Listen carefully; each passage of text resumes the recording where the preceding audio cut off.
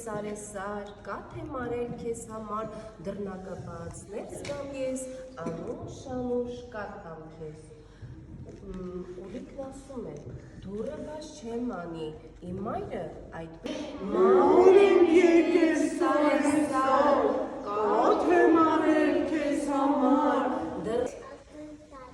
Ահա, ապրեք, իսկ գայլը ինչ էր ուզում աներ։